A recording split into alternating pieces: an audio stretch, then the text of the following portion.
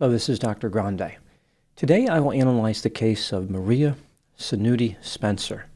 First I'll look at the background of this case, move to the timeline of the crime, then offer my analysis. Maria Sanutti-Spencer was born on March 27, 1965, in the state of New Jersey. So right from the beginning, it was clear she was going to have a rough time. Her father, Anthony Franklin, who went by the name Rocco, believed himself to be some type of mobster and found himself in trouble with the law. After her parents divorced, Maria and her mother escaped New Jersey and moved to the state of Pennsylvania. Maria met a man named Frank Spencer in 1992, and they became romantically involved. On February 22, 1997, the couple married. They went on to have a son named Cyrus and a daughter named Frankie. The family lived in a 2,000-square-foot house at 20 Fairview Drive in Bloomsburg. In 2006, Frank's father retired from the family junkyard business, and Frank took over. This business was located next to the home that he grew up in. This same year, Frank filed for divorce. Maria was not pleased by this decision. She wanted the marriage to remain intact. Contentious divorce proceedings followed and lasted for years. Maria and Frank kept reconciling and breaking up again. The police were called out to the family house frequently. Frank made complaints to the police about Maria's behavior somewhere between 25 and 35 times. On several occasions, Maria had threatened to kill him. Even though Frank made the complaints, he did not always want the police to take action against Maria because he had a desire to reconcile with her. He wanted his complaints to be documented just in case things didn't work out. In 2008, Maria was arrested at her daughter's school after an altercation with Frank's mother. Maria ultimately pleaded guilty to disorderly conduct and harassment and was ordered to pay a $600 fine. In 2009, Frank became romantically involved with a woman named Julie Dent. Maria was particularly angry about this romantic relationship and appeared to be extremely jealous. Maria's father, Rocco, had been in prison for fraud charges for 5 years. He was released, which made Frank particularly nervous. Maria had occasionally made threats indicating that her father, Rocco, would kill Frank. Not long after Rocco was released from prison, there was a burglary at Frank's junkyard. Only business records were stolen. The next day, Maria reported to her divorce attorney that she found a trash bag on the front porch of her mother's house containing business records. Many people believed that Rocco and Maria were involved in the burglary, but there was no way to prove it, and no charges were filed. The business records were returned to Frank, and life went on. In January 2010, the house of Frank's mother, which was near the junkyard, caught fire and burned to the ground. Frank occasionally lived in this house. The cause of the fire was undetermined. Not long after the fire, Maria sent a text message to Frank, which read, quote, "Karma is a wonderful thing. You destroyed my life. I feel a lot better since your whole life went up in the fire. Makes it fair," unquote. 8 months later, in August 2010, Julie's home was set on fire. Again, Julie was Frank's girlfriend. A jack from a Nissan sedan, which had once been owned by Rocco, was found at the scene. It appeared as though the jack had been used to pry open a window. A Corvette, like one owned by Rocco, was spotted speeding away from the house. The fire was ruled as an arson, but no charges were filed. On June 8, 2012, after 6 years of court proceedings, the divorce between Maria and Frank was finalized. Now moving to the timeline of the crime. On July 3, 2012, a friend of Frank's named Leo decided to stop by Frank's house because he had not heard from him. When Leo entered Frank's house, he found Frank's dead body in the foyer and notified the police. Here's what the police found during the course of their investigation. It appeared as though Frank had been killed 2 days earlier, on July 1, 2012. Frank had been shot one time in the chest with a .30 caliber rifle and one time in the head with a handgun. The caliber of the handgun was something close to a .38 Special, but the police could not be certain. The first bullet that struck Frank was fired from the rifle at a distance of 150 feet. The police believed that Frank was standing just outside his front door when the shooter fired from the woods across from his house. In the woods, they found a gun case, one spent .30 caliber case, and one intact .30 caliber cartridge. After Frank was struck, his body was dragged inside the house. This is when he was shot in the head with a handgun at close range. The police found a shoe print in the blood around Frank's body. The print belonged to a size 11 model of a sneaker called Dr. Scholl's Escape. Maria's father, Rocco, was known to wear the same shoe. It looked like the shoe model didn't live up to its name. For Rocco, there would be no escape. On the front porch where Frank had been shot by the rifle, someone had used a push broom to clean up his blood.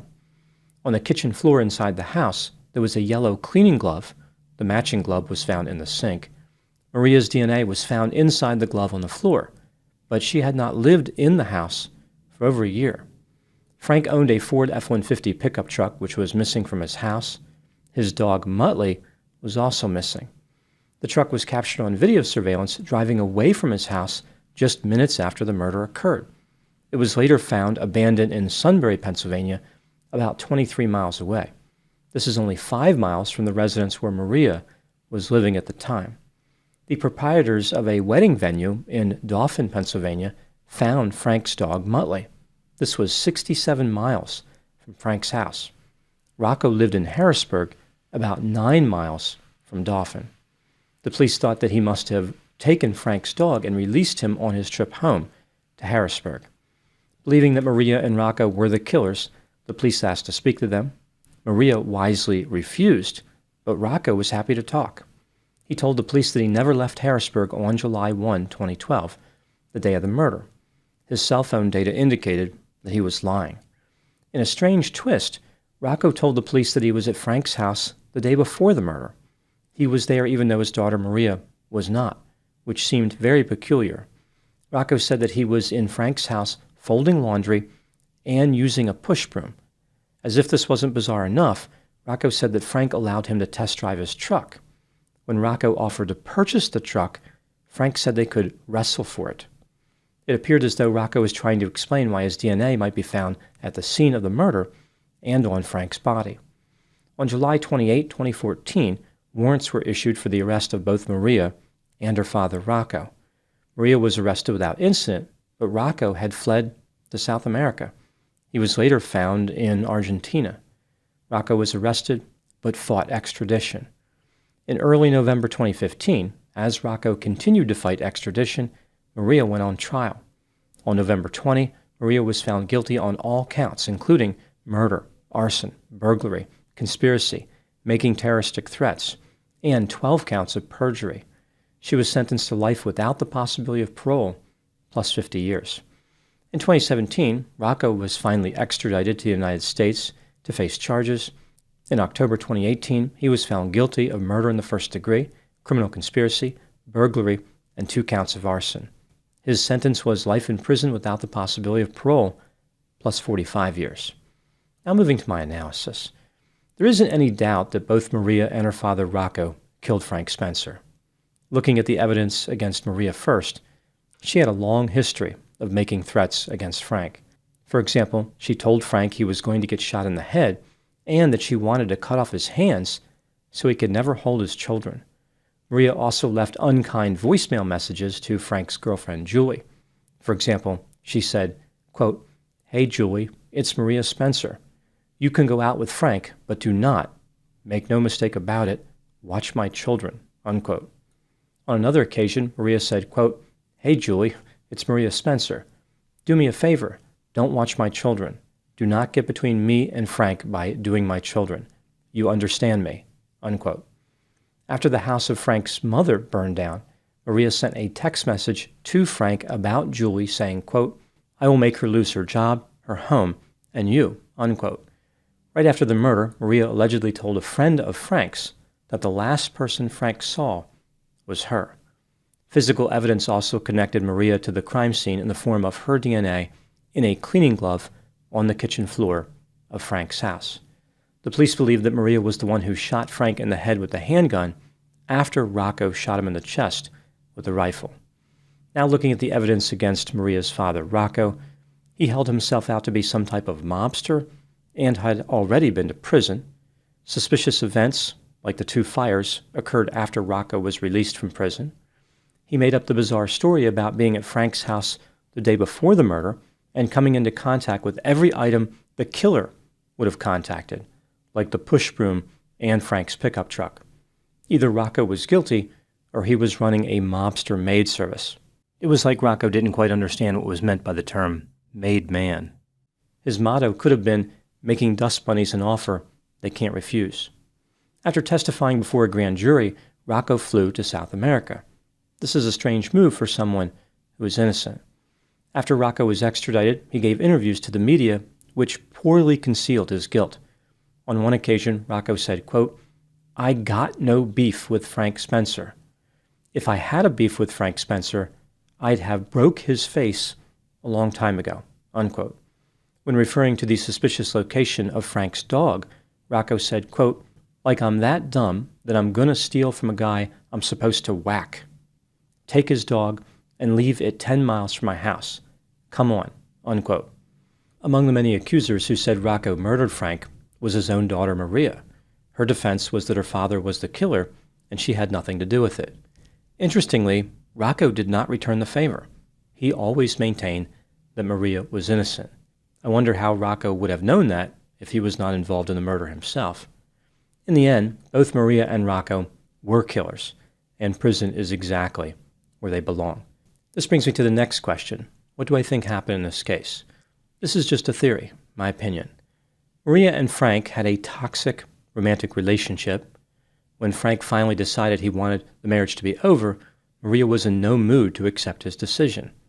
After Frank filed for divorce, the couple fell into a pattern of reconciling and separating. There were many arguments, and Maria frequently made threats. She made it clear to Frank that if they were not going to be together, he was not going to remain alive. Frank didn't like being threatened, but he kept taking Maria back.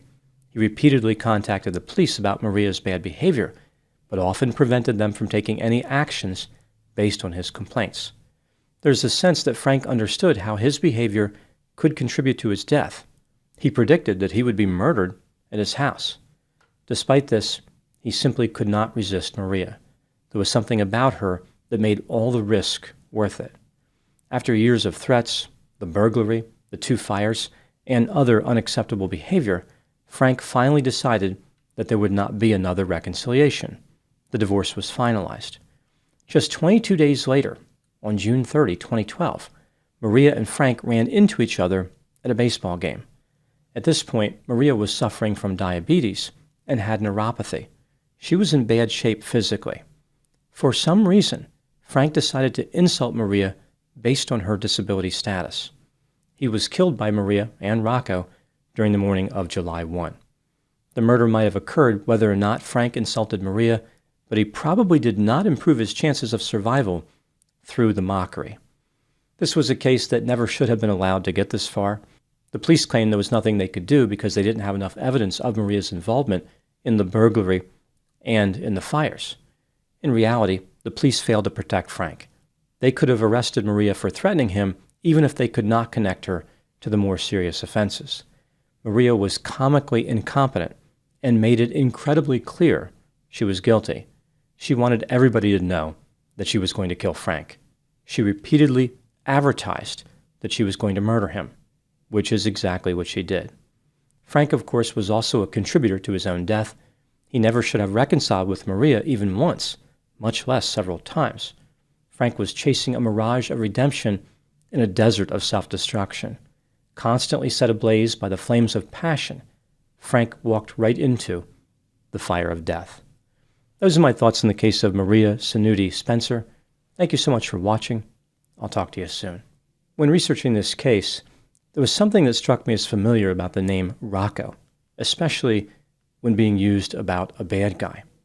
I remembered that in 1994, there was a movie titled The Naked Gun 33 1/3, The Final Insult, which featured a character called Rocco Dillon.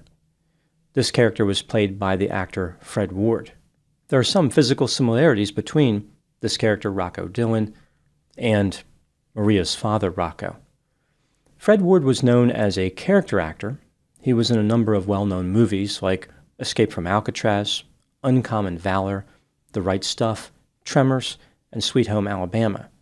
His big chance at stardom was in the 1985 movie Remo Williams' The Adventure Begins, As it turns out, this movie didn't catch on, and Fred's career never took off. He was relegated to character acting for the remainder of his career. He died in May 2022. Fred had a lot of success during his career despite the failure of Remo Williams. He was actually a pretty decent actor.